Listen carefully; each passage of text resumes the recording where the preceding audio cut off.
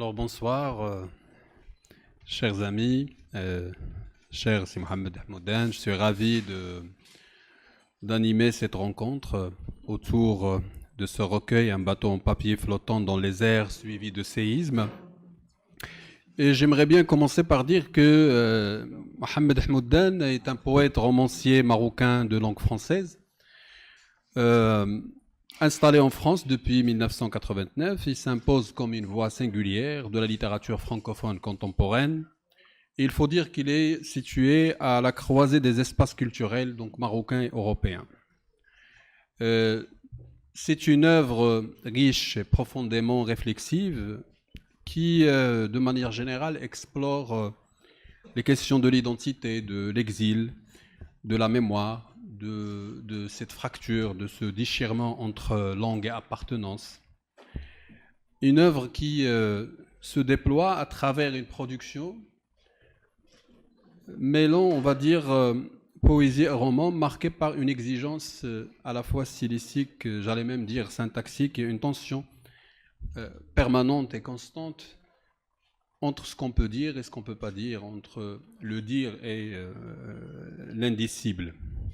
Je peux citer parmi ces ouvrages les plus significatifs ou représentants de cette œuvre figure Attentat en 2003, Blanche Mécanique, French Dream, Parole prise, parole donnée, et Le ciel, Hassan II et Maman France, publié en 2010.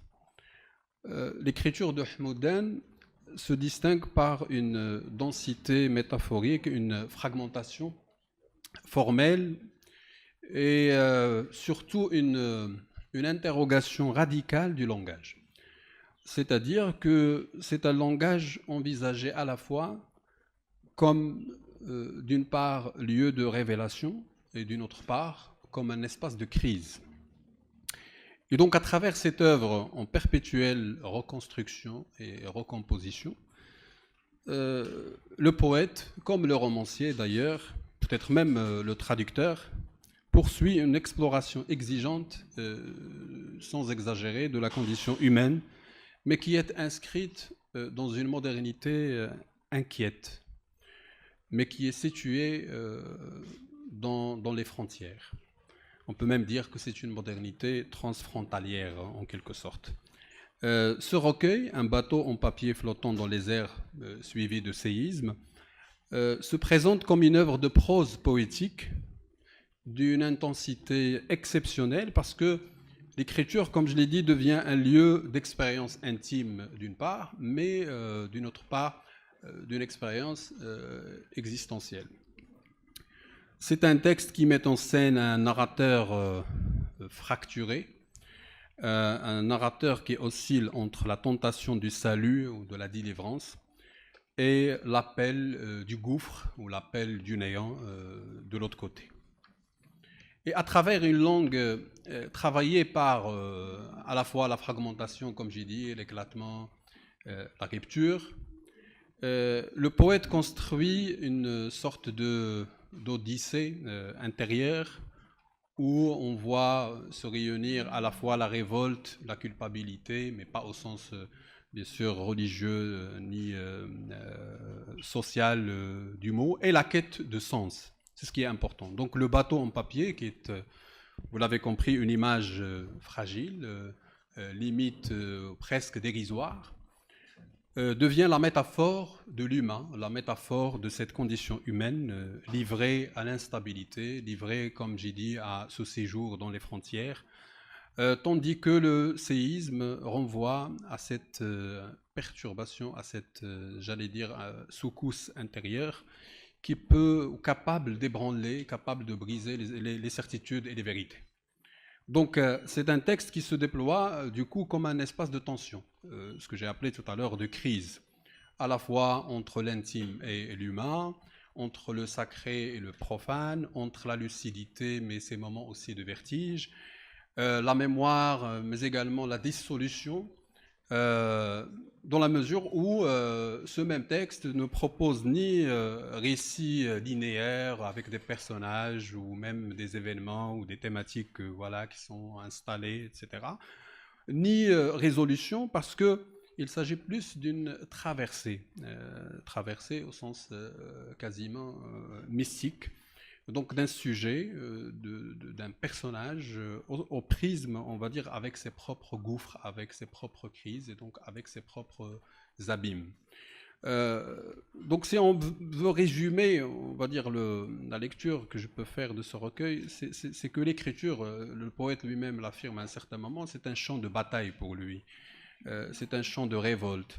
Donc langage et métaphysique sont tous les deux images ou métaphores de la déchirure, de l'instabilité, de la lucidité, mais également de vertige, comme j'ai dit. Un bateau en papier flottant dans les airs s'impose comme une expérience quand même limite, parce que c'est l'expérience aussi de la douleur. Que ce soit dans le rapport au langage ou bien dans le rapport à l'être, à l'existence, c'est une œuvre qui ne relève ni du roman au sens strict, ni de la poésie traditionnelle, et donc toujours cet espace que préfère habiter Hmoudan, qui est un espace intermédiaire. C'est un entre-deux, donc c'est d'une instabilité incroyable, où la prose devient le lieu d'une tension. Je crois que c'est la meilleure définition de la tension ou bien de la crise, c'est toujours l'entre-deux. La tension extrême entre construire le dire, mais aussi le défaire, c'est-à-dire le briser. Et au cœur de cette écriture se tient une figure centrale, celle du narrateur. C'est le sujet.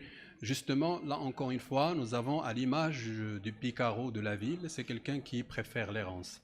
C'est quelqu'un, excusez-moi le terme, qui préfère la flânerie, qui préfère la déambulation. C'est-à-dire que c'est un personnage qui est radicalement désaffilié, qui se construit dans et par la douleur, dans et par la fracture. Et on s'éloigne du coup de toute psychologie classique, parce que c'est un personnage qui apparaît comme un lieu, j'allais dire, comme un foyer de contradiction, comme un foyer de contradiction qu'on ne peut pas réconcilier. C'est-à-dire qu'il est à la fois celui qui cherche à se sauver, mais c'est le même sujet qui cherche à s'abîmer. Il est le même, il croit encore à la possibilité d'une délivrance, d'une rédemption, mais c'est le même sujet qui en éprouve l'impossibilité et l'on est conscient. Donc c'est un salut impossible, mais avec une prise de conscience. On est dans la lucidité. Ce qui fait, donc le résultat, c'est l'attention. C'est un recueil construit, écrit, vécu peut-être même par l'éventuel lecteur, par cette tension fondamentale entre le salut et l'autodestruction. Voilà, il se dévore. C'est un sujet qui se dévore en toute conscience. Et cette autodestruction, justement, constitue le moteur profond du texte. C'est un texte difficile à interpréter, je ne vous cache rien, parce qu'on est nous-mêmes, en tant que lecteurs, si avertis que nous soyons, on peut vivre la même instabilité, hein, parce que c'est un univers quand même flou, c'est un univers qui refuse toute étiquette, tout classement. Et donc, on va vivre l'écriture en tant que mouvement, mais également la lecture en tant que mouvement. L'auteur lui-même, comme j'ai dit, parle de champs de bataille où les deux forces s'affrontent, c'est-à-dire qu'il n'y a pas de consolation, il n'y a pas d'issue. Et c'est un personnage, malgré toutes les tensions, les contradictions et l'instabilité, il va verser dans l'humour, dans l'ironie, et non pas dans la culpabilité de pacotille qui va chercher justement l'empathie, etc. Pas du tout, on n'est pas dans ce genre de paradigme d'affect.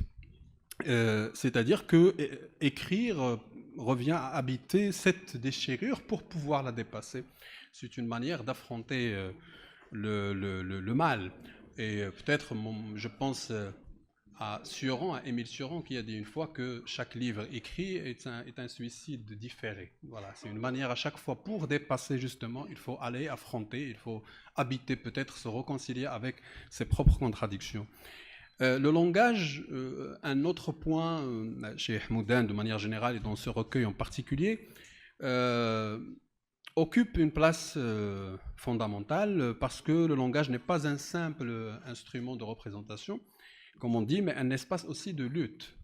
C'est-à-dire que Ahmoudan pousse la langue dans ses retranchements, la fragmente, l'éclate, la densifie à un certain moment. Autrement dit, elle est en train de mettre la langue elle-même, la langue française en l'occurrence, en crise. Voilà, elle va subir la même tension. Et chaque mot, il nous semble arraché à une nécessité, pour ne pas dire catastrophe au sens tragique, intérieure, comme si le texte cherchait moins à dire qu'à éprouver les limites, ou à mettre à l'épreuve les limites du disciple, ce qu'on peut dire.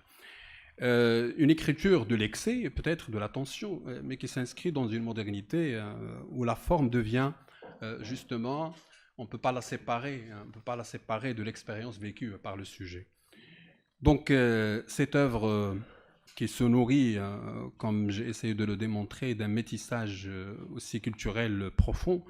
Nous avons des références berbères, arabes, françaises, d'où l'interprétation de l'humain dans ce recueil. Ils ne sont pas juxtaposés, mais ils s'entrelacent, ils se déplacent, s'affrontent, ils se transforment, ils évoluent, etc. Donc on peut même parler de dialogue sans sombrer dans le pédantisme. C'est un dialogue interculturel au sens vraiment vrai du terme, qui ne relève pas de quelque chose de décoratif. Ce n'est pas un ornement, mais c'est une essence, c'est une véritable poétique de la traversée, comme j'ai dit, au sens mystique. Et donc il nous permet de penser l'identité, non pas comme quelque chose de stable, mais comme une dynamique, comme un devenir, donc comme une tension permanente entre plusieurs horizons. L'une des figures les plus frappantes peut-être du texte, c'est celle de l'étoile à 5 branches en nom de femmes. Maria, Irma, Marianne, Nariman et Najat ne sont pas de simples personnages, encore une fois. Ils constituent, on va dire, les points centraux d'une cartographie intérieure. Et à travers ces figures féminines, le narrateur essaie de reconstruire, de recomposer cette unité perdue. Et c'est comme dans la littérature de voyage, on fait le voyage pour découvrir l'autre, mais on finit par se découvrir soi-même. C'est justement aller vers les figures féminines, mais c'est pour vraiment régler des comptes avec soi-même, pour trouver du sens, pour recomposer l'identité perdue. Parce que ces femmes incarnent tantôt le désir, tantôt la mémoire, la chute, la grâce, c'est des bas et des hauts, c'est des forces contradictoires, encore une fois, qui traversent, et je pèse mes mots, le sujet et son intériorité. Enfin, la dimension de révolte constitue également un autre axe dans ce recueil, parce qu'il ne s'agit pas, comment le dire, il ne s'agit pas d'une révolte superficielle, c'est-à-dire ou bien idéologique. C'est une révolte d'ordre ontologique, c'est-à-dire existentiel, liée à l'être, parce que le narrateur refuse toute forme d'autorité, toute forme de doxa, que celle-ci soit religieuse, morale, politique, etc. Mais on va comprendre à un certain moment que le narrateur refuse même l'autorité d'ordre esthétique.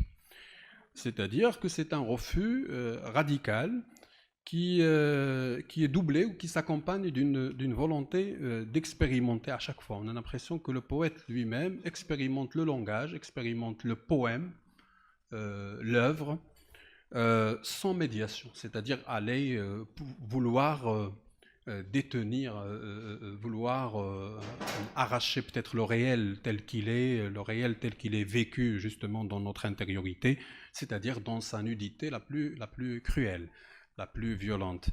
Ne cherche pas à apaiser, ne cherche pas un refuge, mais une vérité comme ça, une vérité insoutenable. Voilà, c'est de regarder la vie en face. Et donc l'écriture s'inscrit dès lors dans une poétique, comme j'ai dit, de la déchirure, de la fracture. Le texte devient un lieu de confrontation, un lieu d'expérimentation des limites, les limites de l'humain, je veux dire, à travers le sujet, à travers les figures féminines, etc. Cette fois-ci, entre ironie et ferveur, mais qui donne à voir une subjectivité loin de toute altérité. On est vraiment devant la subjectivité en crise, paradoxalement. C'est peut-être une forme de dignité qu'on est en train, dignité au sens de Sartre. C'est des fois ne pas avoir honte, mais c'est aussi refuser les illusions qui sont censées nous consoler. C'est vouloir habiter tout simplement notre être dans sa pure complexité. Et à cette poétique de la déchirure va s'ajouter une autre réflexion, peut-être en filigrane, c'est-à-dire implicite sur le temps.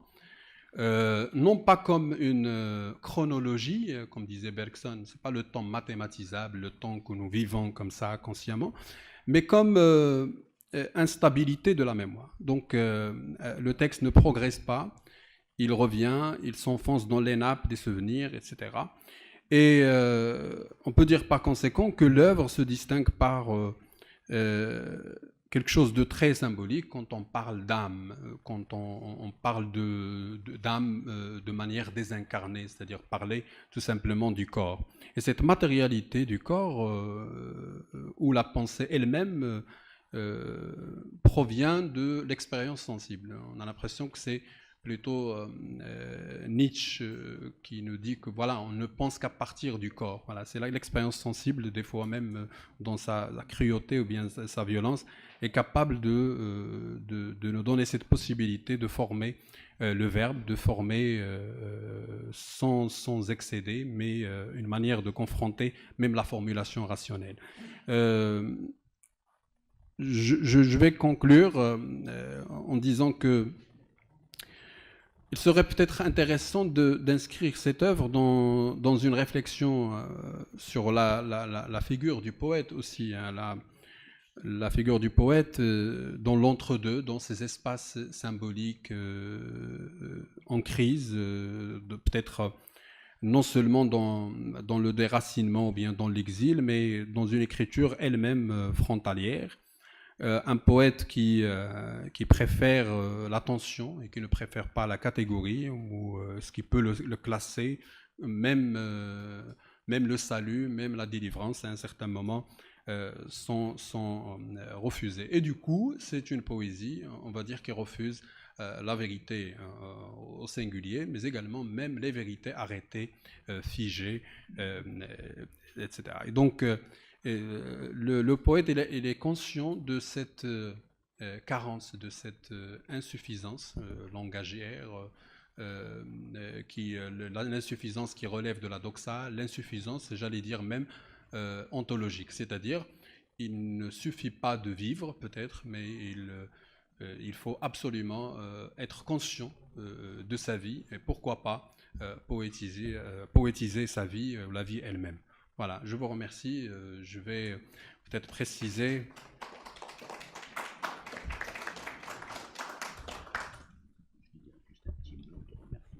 Voilà. Donc je donne la parole à M.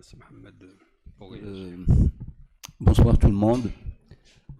Je tiens d'abord à remercier la Fondation Hassan II pour les Marocains résidant à l'étranger de m'avoir invité pour vous rencontrer aujourd'hui. Je remercie également Madame Fatiha Millouk pour sa réactivité, pour le suivi et la préparation de cette rencontre. Je remercie également Mounir Serhani, ami de longue date, pour cette lecture profonde et amicale, et je dirais même complice de ce livre. Je remercie également mon ami Rachid Bromi et mon ami Salima Moumini. Et donc, je pense qu'on va passer à la lecture, parce que mon ami Salima va lire un extrait en français. Quant à moi, je vais lire un petit extrait en arabe. Voilà, merci à vous.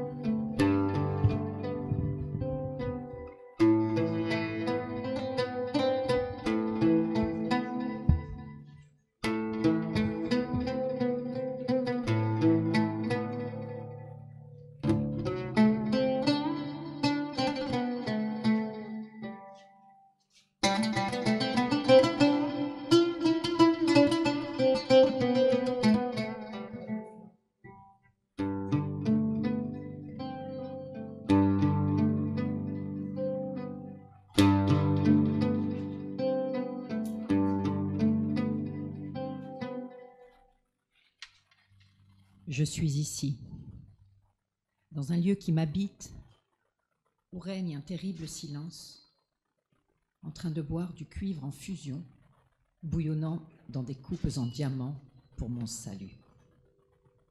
Je le bois chaque soir, dans un temple que j'ai bâti de mes propres os et bombarde sans relâche ma mémoire alors que de mon âme monte comme une musique liturgique dont les notes sont encore vagues, que je danse à lacérer, par une lame acérée, mon corps, que je le creuse, plutôt avec une pioche, puissais-je aller au-delà de ses profondeurs, naviguant au milieu d'un brouillard encore épais, à bord d'un bateau en papier flottant dans les airs.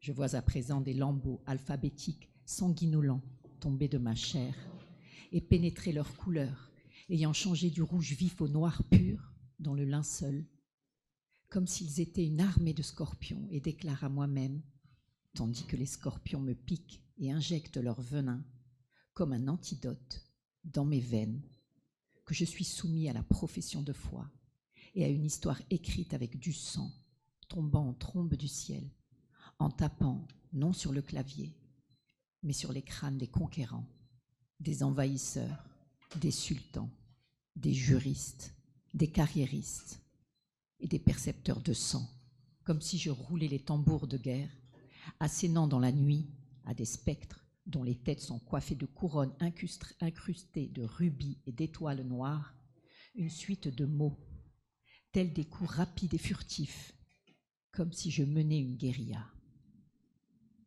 Les mêmes mots, ainsi que les échardes de ma mémoire, pourraient me précipiter où ils veulent, puisque c'est moi qui conduis le bateau. Me voici naviguer au milieu de vagues déchaînées, de lumière et d'électrons, cognant sans relâche le ciel. Debout à la barre, je vois, par une fumée dense, au cœur de l'une des échardes de ma mémoire explosée, une boule bleue, comme une orange, fusée d'encre et de sang.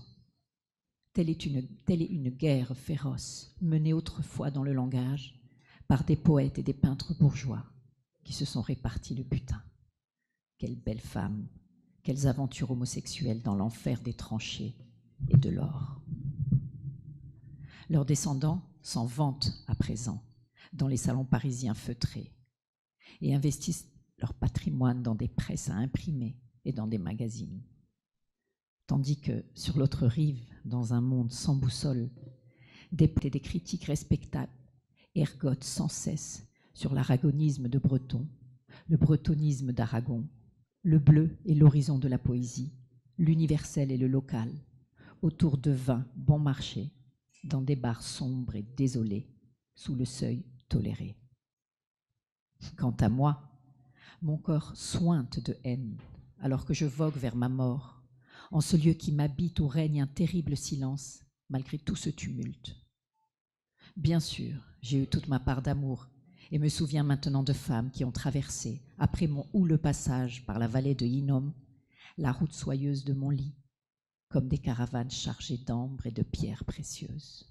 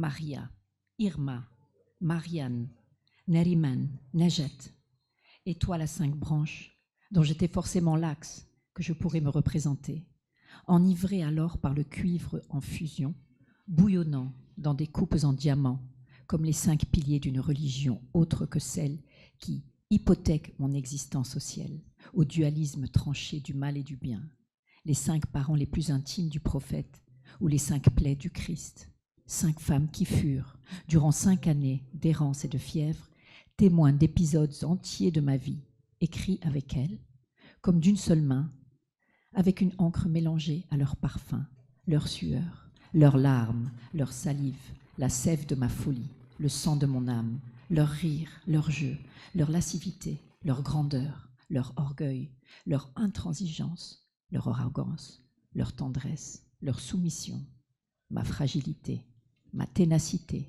ma faiblesse, ma force, ma magnanimité, ma décadence, l'euphorie de l'amour, les cassures, les déboires et les déceptions.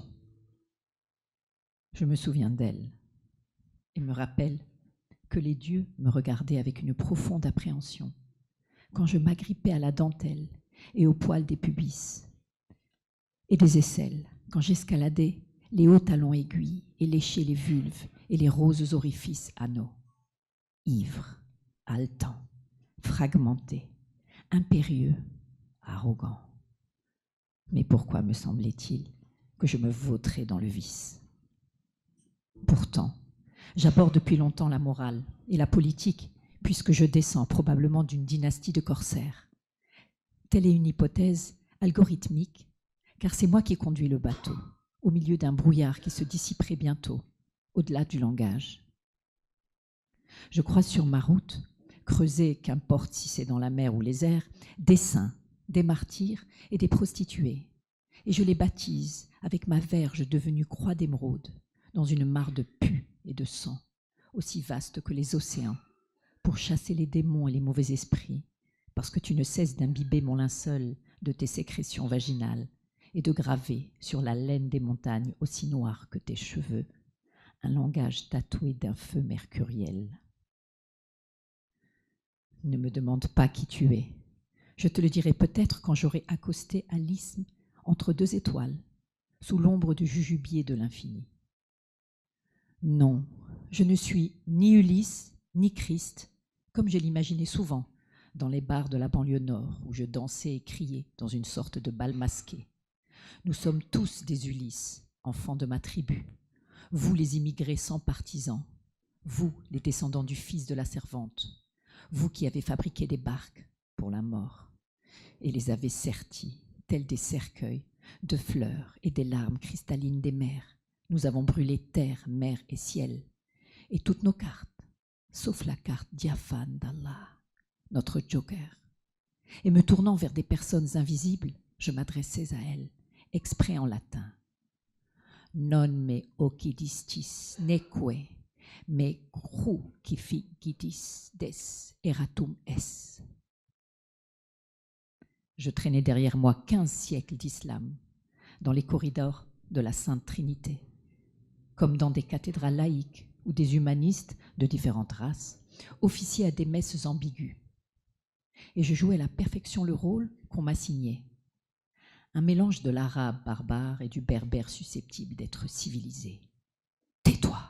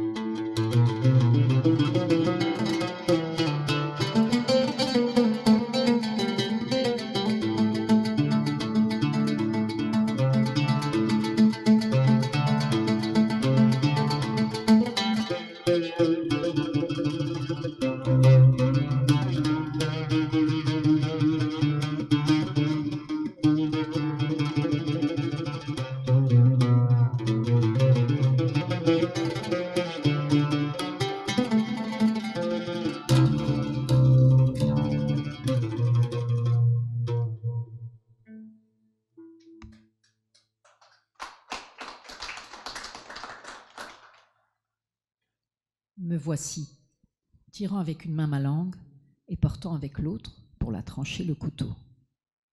La vision du sang éclaboussant l'écran et inondant le clavier ne m'effraiera pas, car combien j'ai pataugé dans le sang, d'Ismaël, devenu agneau, se débattant sur l'autel, tandis qu'Abraham, après avoir sacrifié le fils de la servante, essuie le couteau angélique sur sa laine douce et immaculée avant de le bouffer et de l'écorcher en louant Dieu dans d'interminables prières. Ce qui me tracasse plutôt, c'est cette éternelle question. Est-ce moi qui vais venger moi-même de moi-même? Est-ce moi qui vais sceller l'acte de mon innocence pour m'exiler à jamais dans les hauts jardins d'Éden? Quoi qu'il en soit, je dois désormais être plus réaliste, labourer la fièvre et semer dans les sillons les graines de l'arbre de l'enfer et m'armer d'une extraordinaire patience jusqu'à ce que sonne l'heure de cueillir le fruit du péché. Là, je dresserai la table sacrée en présence de Judas et des 11 autres apôtres pour l'ultime scène. J'allumerai un immense feu et apprêterai les houris et les éphèbes éternels pour une danse infernale autour du feu, avec les Palestiniens, les nègres, les gitans et les Amérindiens, sur les rives des éternels fleuves de Champagne. D'ici là, je continuerai à boire du cuivre en fusion, bouillonnant dans des coupes en diamant pourvu que les doses de poison descendent comme des laves dans mes entrailles et remontent effervescentes vers ma cervelle pour me transporter par la nuit comme un Pégase depuis ce lieu qui m'habite où règne un terrible silence, malgré tout ce tumulte, jusqu'à l'extrême galaxie. C'est sûr, je dois désormais être plus réaliste, chercher à atteindre, bien qu'à pas tremblant, le salut à travers les couloirs labyrinthiques de l'âme, en regardant le monde depuis les plus hauts sommets de la folie et de la sédition. Je sais très bien que la mort pourrait me surprendre à tout moment, alors je conduis le bateau au milieu de puissantes vagues de lumière et d'électrons, cognant sans relâche le ciel, tandis que les mots me précipitent où ils veulent en ce lieu qui m'habite, où règne un terrible silence, malgré tout ce tumulte.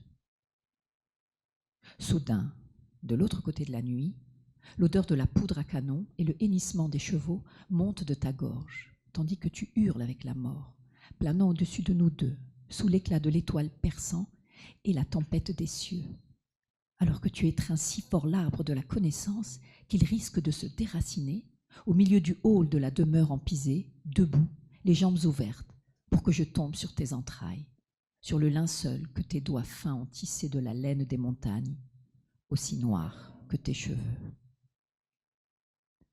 Je te regarde, les yeux fermés, pendant que tu noies de tes larmes abondantes le bout de chair agité qui vient de tomber de tes entrailles, menaçant de mort quiconque s'approche de toi, comme tu viens de tuer le serpent, et même celui qui l'a inspiré pour te tenter à manger le fruit défendu. Rassure-toi, je ne me raviverai pas de tes mains. Si je me suis enlevée à toi et à moi-même depuis cette nuit froide, et pour toujours, je t'ai tué et me suis tué le jour même de ma naissance. Et que tous les prêtres des églises freudiennes et lacaniennes le sachent, ainsi que les disciples de bataille. Regarde donc le bout de mes doigts entachés de sang à force de taper sur le clavier, comme sur les crânes des conquérants, des envahisseurs, des sultans, des juristes, des carriéristes et des percepteurs de sang, fusés du lait de tes mamelons encore plus noirs. Ce n'est certes qu'une guerre féroce dans le langage, mais je dois la mener comme un guerriero, en creusant des tranchées que personne n'a creusées avant moi, en bâtissant des édifices de papier qui résisteraient même après que j'eusse accosté à l'isthme entre deux étoiles, à l'ombre du jujubier de l'infini. En récitant mon Coran sur ta tombe que j'ai creusée avec mes propres ongles, je me souviens que j'étais, cette nuit-là, plongée comme dans du délire, et que j'ai crié à mon retour de la mer du miroir, laissant l'ancre accrochée à Vénus, jusqu'à ce que je regagne le bateau. Couvrez-moi, couvrez-moi. À peine avais-je fini de marmonner ces paroles nébuleuses que Maria enveloppa mon corps nu, grelottant et transpirant, dans des haillons enflammés en entachant avec des cordes invisibles ces juments débridés à mon pieu dressé. De ces 7 sources coulaient des fleuves de nectar qui m'ont comblé 7 mois durant, avant même l'accomplissement de la révélation.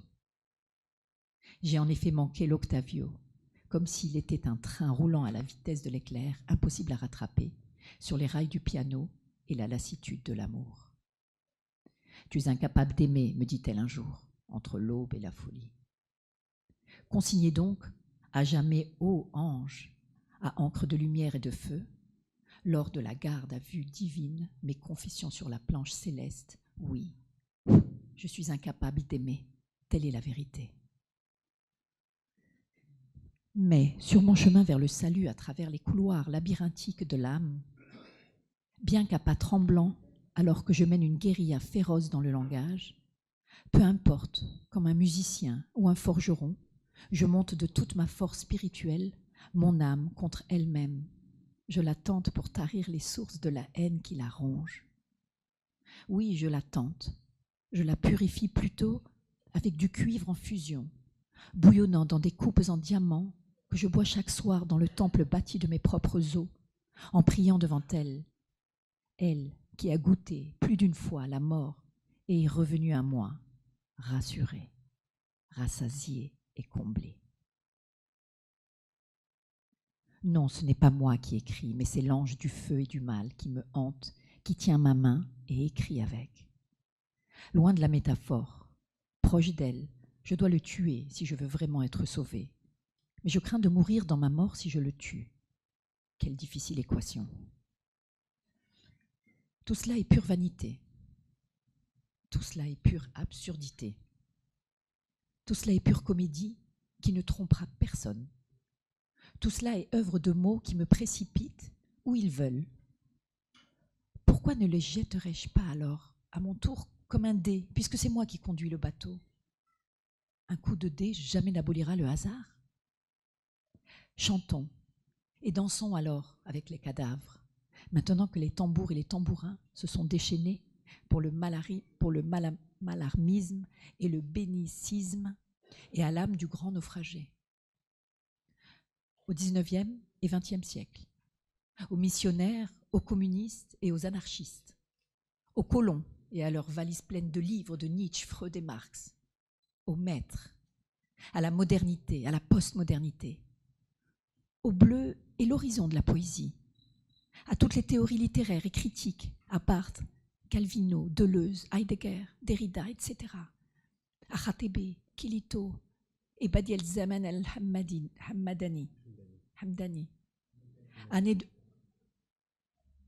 Badi el-Zaman el-Hamdani.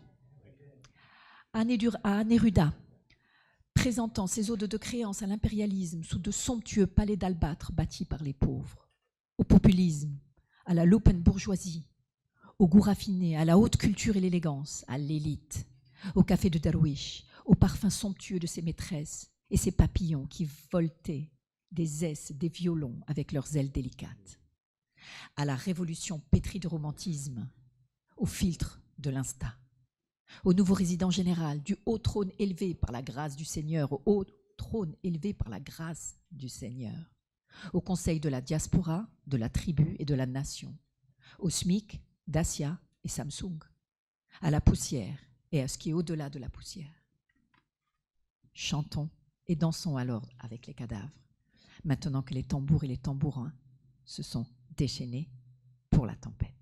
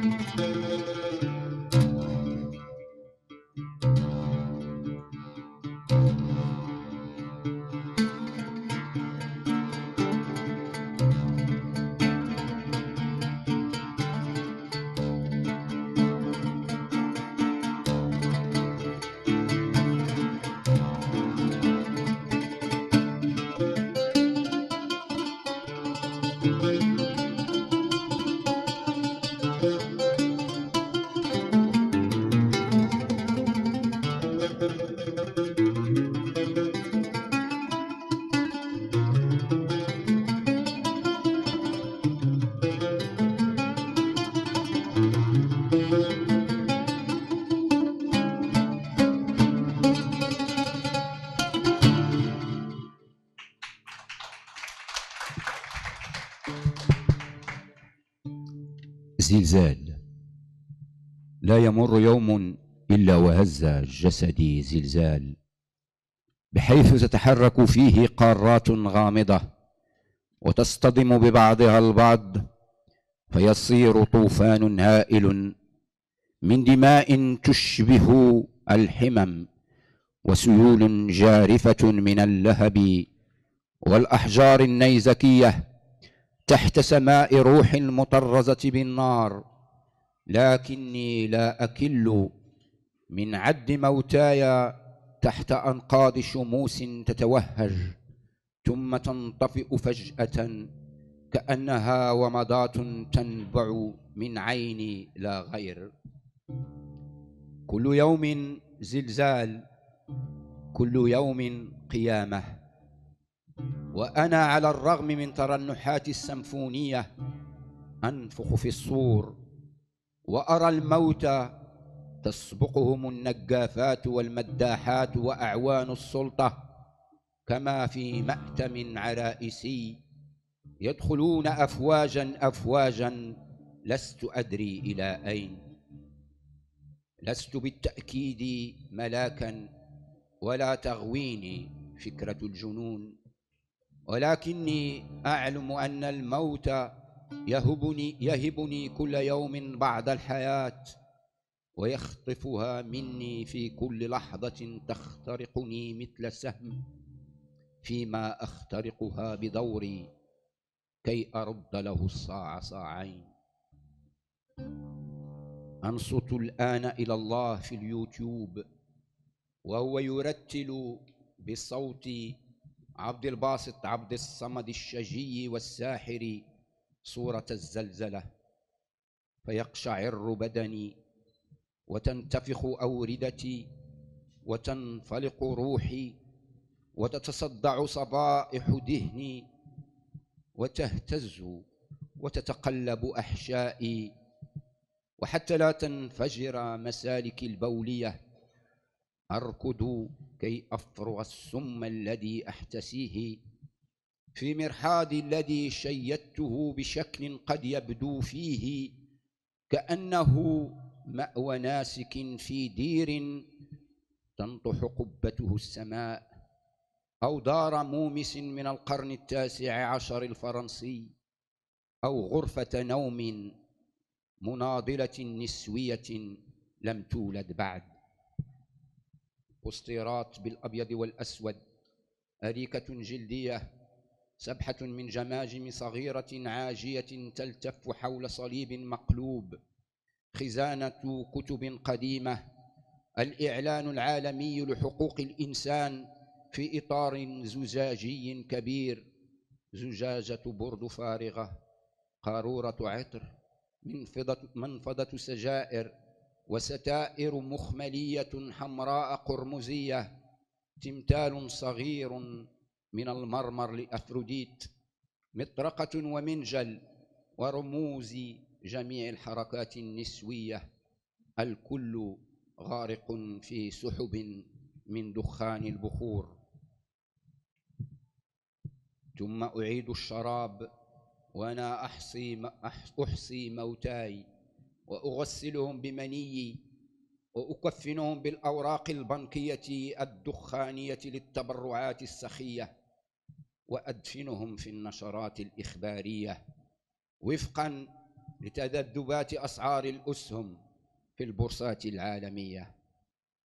كيف لي أن أكون هنا وهناك؟ ولما لم يتسن لي نسيان كل ما يمكن نسيانه؟ ما خطيئتي سوى أنني شربت النار يوما من نبع يشبه فرج امرأة ما زال وجهها ماثلا أمام عيني رغم مرور آلاف العصور، حتى لا يمر يوم إلا وهز جسدي زلزال. شكرا.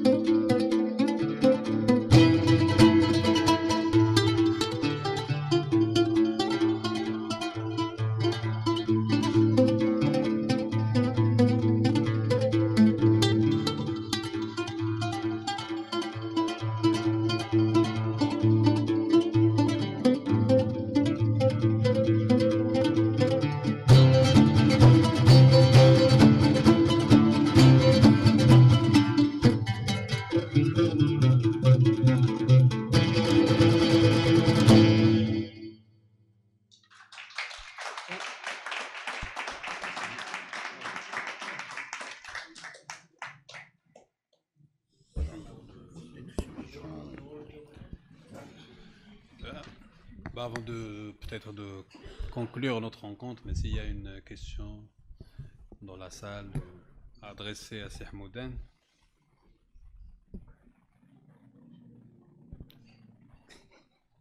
En arabe, là, en français. Je sais pas, on peut en français, en arabe.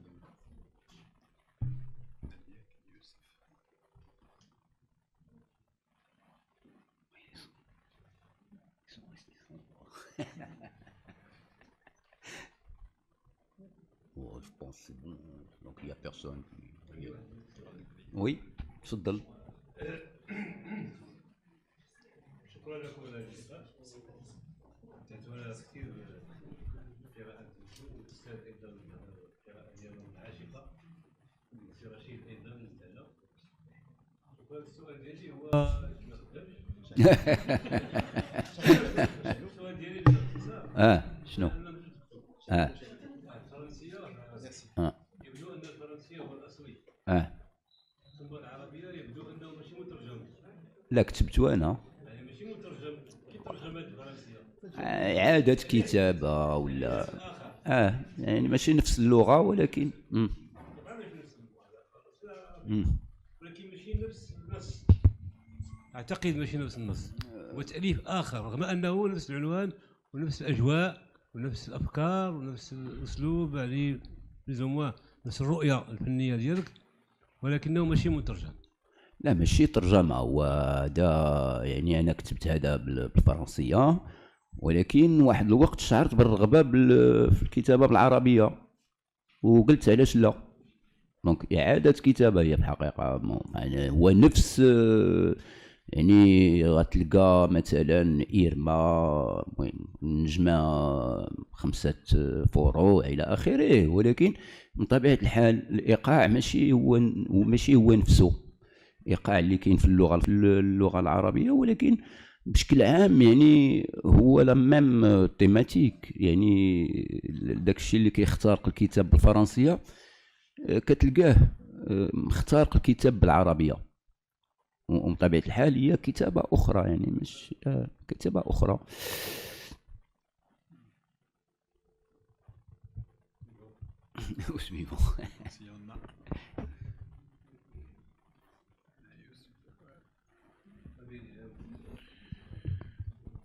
Bon, je pense que les gens. Oui, voilà. donc à la fin de la rencontre, je remercie Salma qui a fait une excellente, Salima, un excellent récital poétique de l'acte 1 du recueil de Hmoudan. C'est Rachid pour cette performance au luth. Merci beaucoup. Et voilà, merci au public, merci aux gens qui ont assisté, merci Mohamed. Merci à toi. Je suis ravi pour cette Merci beaucoup à tout le monde.